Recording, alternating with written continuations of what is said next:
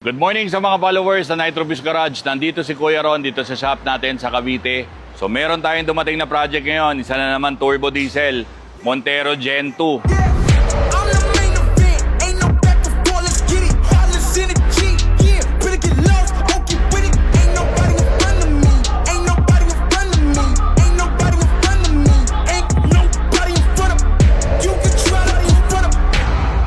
Itong Mitsubishi Montero Gen 2 na to, yung client natin, nangangailangan ng services natin kasi nakatune na yung kotse niya.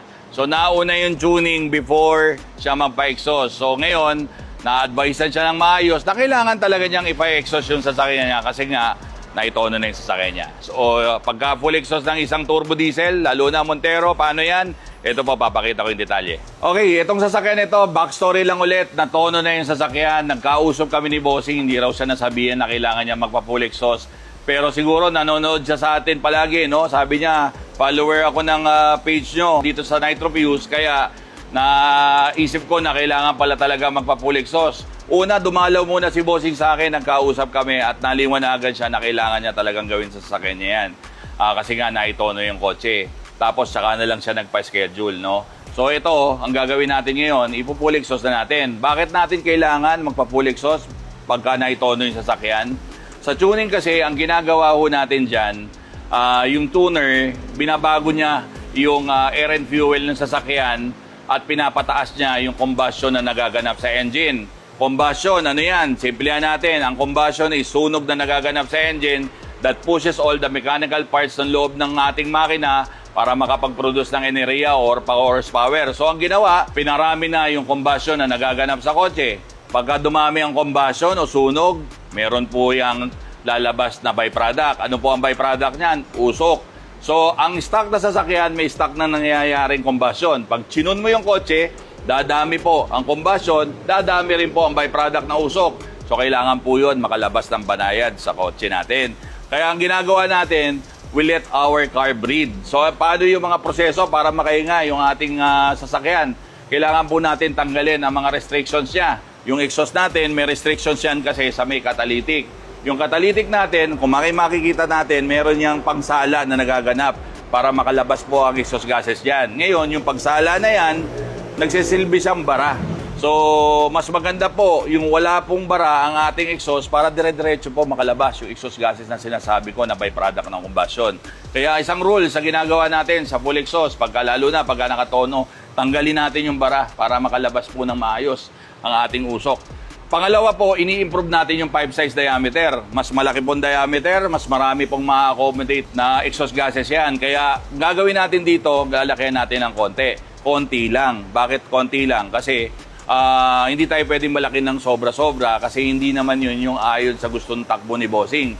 Ang gusto kasi niya, medyo maganda pa rin ang torque na lumabas ng sasakyan kaya hindi po tayo maglalaki ng tubo. Aside from the fact na hindi rin tayo magpapalit kasi ng mga internal parts. Hindi tayo magpapalit ng turbo, hindi tayo magpapalit ng nozzle. Kaya simple lang gagawin natin, lalapit lang din natin sa stock. Kaya 2.5 inches ang nilalagay natin kasi yung stock maliit lang ng konti sa 2.5. Okay? So ngayon, pag nagpapalit naman tayo na exhaust, syempre gusto naman natin tumunog yung sasakyan natin, no? So kailangan mapalitin din natin yung component sa gitna.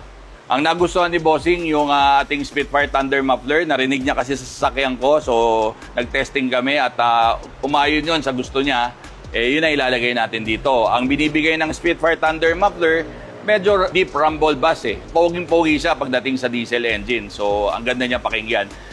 Malayong-malayo siya dun sa mga tunog lang ng resonator o kaya straight pipe na parang naglalata. Iba pa rin palaga pagka naglalagay tayo ng magandang muffler, nagbibigay yan ng mas magandang klase ng tunog. Pagdating naman doon sa dulo, ang ilalagay naman natin dito, siyempre, kailangan pogi din yung ating dulo, no? Lalagay tayo ng tip dito. Ang naisip ni Bossing na ilagay, siyempre, kung ano yung nilagay niyang muffler, yun din brand ang ilalagay niya rito. Maglalagay tayo ng Spitfire tip, yung kulay itim, medyo iyuyuko lang natin ng konti para yung usok niya pababa, hindi po pa diretso para hindi naman po mangitim yung side na to, especially remap yung sasakyan. So ito, meron lang ako nakitang nakaharang dito na need kong tanggalin. Tinatanggal ko talaga to sa mga Montero para makagalaw po ng maayos yung pinaka-tail section nito pagka napalitan na natin ng tip. So exciting project para sa araw na to. Isang Montero na naman na nagpunta sa Nitro Fuse para humingi ng services sa atin. Panoorin nyo po yung ating gagawin dito. Ito po. They really don't want no static, They don't want no static. Try to step to the team, now they count like magic. I can't settle for average. Got my eye on the throne, so you know I had to grab it. Fake friends say they proud of the boy. When they look deep inside, know they doubted the boy. Now I'm giving them the work and I'm doing them the worst. It's a job, I'm the boss and I had to employ. Yeah, they never thought I would be on great. I'm just a peon, but realize they be on fake. They bet against me, but I know I'm taking me all day. They waiting on the boy to fail, that's a real long wait. You need more faith, then hold it till it relocate. And you ain't messing with the boy, you about to see your fate. I'm about to get another chip, call it Frito-Lay. They send the beat, I send it back, it's DOA. Took control, run the game. Best believe I'm shining, dog. Counting in my wins, yeah, I love it when they count me out. Off the leash, shut the chain, boy, I've been a dog. Best believe I run the game, you know I'm in control of y'all. It's like magic, believe I want that static. Yeah, it's like magic, believe I want that static. Ooh, yeah, it's like magic, believe I want that static. Beat 'em up, knock 'em out. They really don't want no static.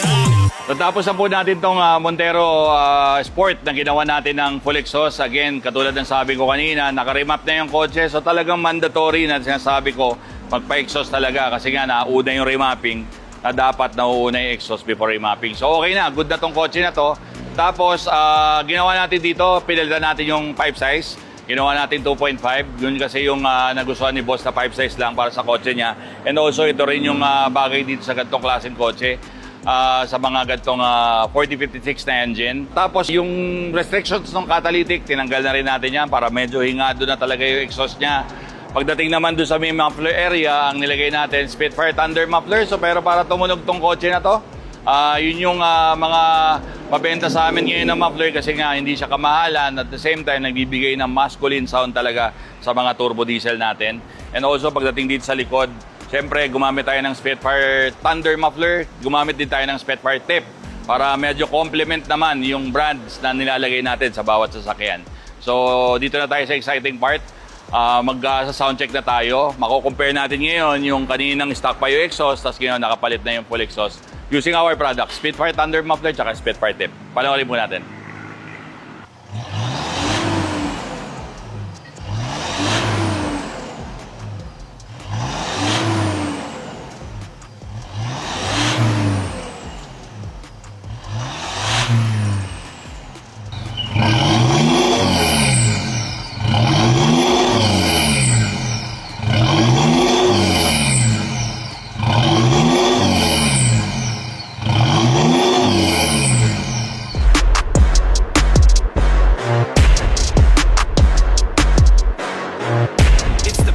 Our work is driven by passion for cars.